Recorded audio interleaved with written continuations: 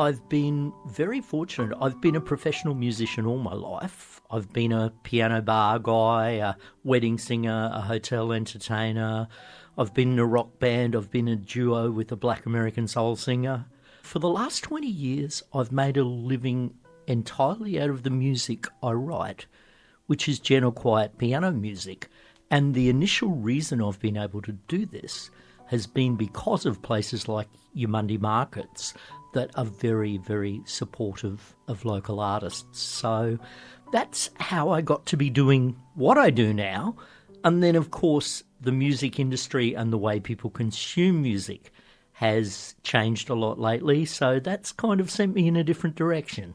You said gentle piano music. Words like zen come to mind, nature, peace, peaceful, but at the same time it's invocative and it is inspiring. Oh, thank you for that. It's really hard to put yourself in a box, and you do resist that. But I'm a classically trained pianist, but the music I do now is somewhere between classical and relaxation.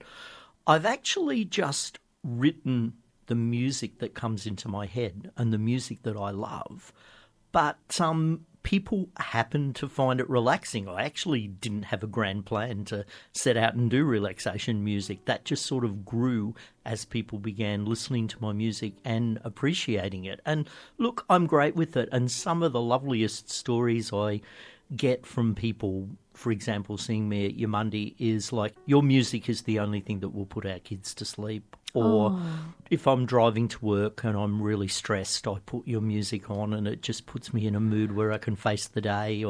And, you know, as the person who creates it, those kinds of things are absolute gold. How many albums have you got under your belt now? 9 3/4, platform 9 3/4, like Harry Potter. Okay, I have 9 full albums, and I'm about to release album number 10 in October, which is called The Blue Horizon. Actually, I won my first actual award in 2022, or probably the first one since I got a swimming trophy when I was about 10. There's a radio station based in Europe called One World Music Radio, who just play instrumental music.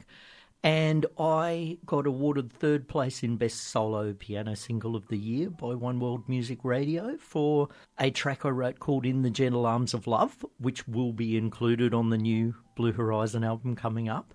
I think the main rewards I've had otherwise are, 1, making a living as entirely an original musician, but 2, now actually making a living from the world of music streaming, which is something rare that I'm very grateful for. Well, it's quite challenging because we hear a lot about how platforms like Spotify pay so little.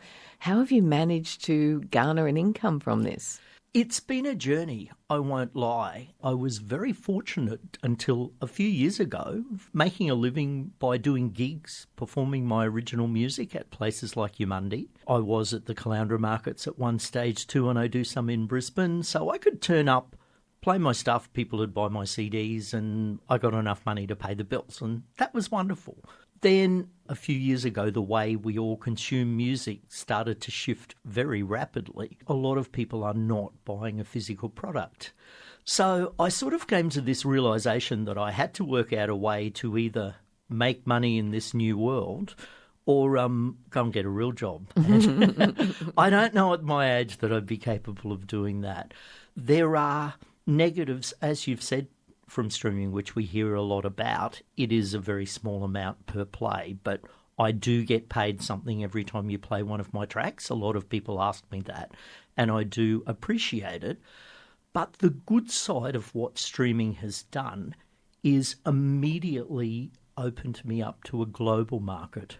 Most of my audience now are actually in the US and Europe and Canada. Australia is still a good part of it, but not the major part. There was a great example of streaming. You might remember there was a folk singer by the name of Billy Bragg, and I heard him interviewed recently, and someone asked him about Spotify and said, "Oh, I'll bet you hate that." And he said, "No, I actually love it because it's exposed my music to far more people than ever would have." And he told this little story of how in the 1920s, when radio was first invented, all of the musicians in New York actually went on strike and said, our careers are over, our lives are finished.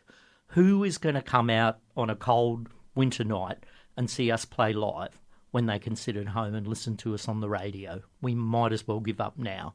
And they were incredibly negative about radio. And now, as we know, not only did radio not kill their careers, it promoted them to far more listeners than they ever would have had. And what Billy Bragg in his wisdom said is, to me, that's what Spotify and Apple and YouTube are doing.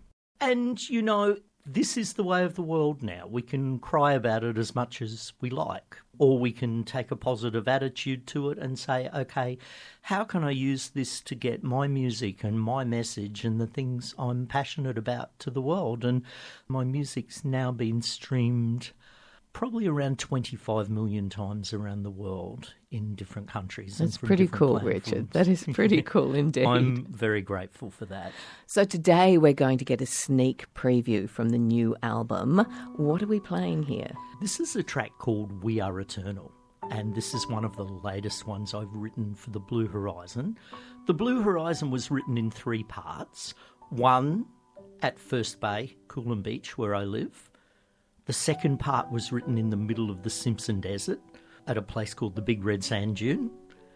And the third one was written at various forest and mountain locations in the Sunshine Coast and northern New South Wales.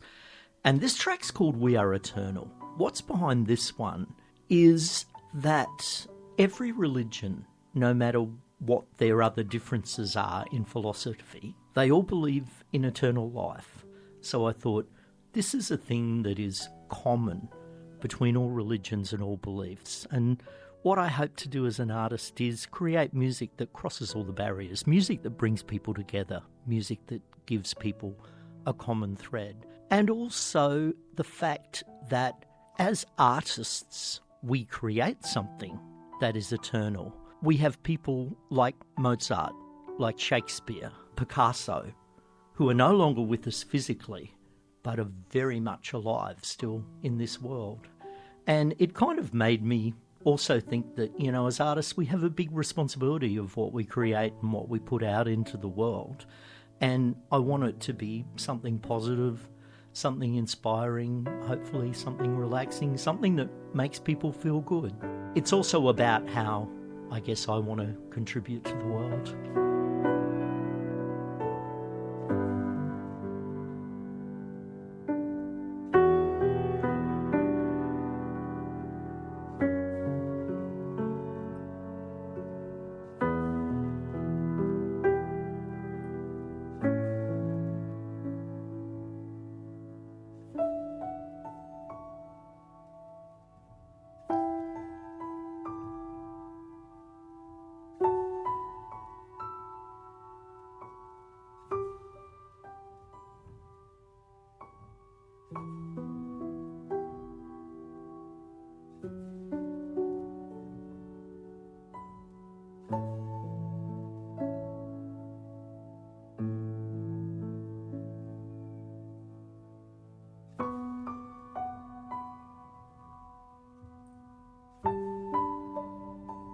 Blue Horizon is coming out on the 11th of October. We Are Eternal is out as a single actually today. If you use a digital platform like Spotify or Apple or YouTube, or you can go to my website and find all the links, just search for Richard Goldsworthy and that one should come up.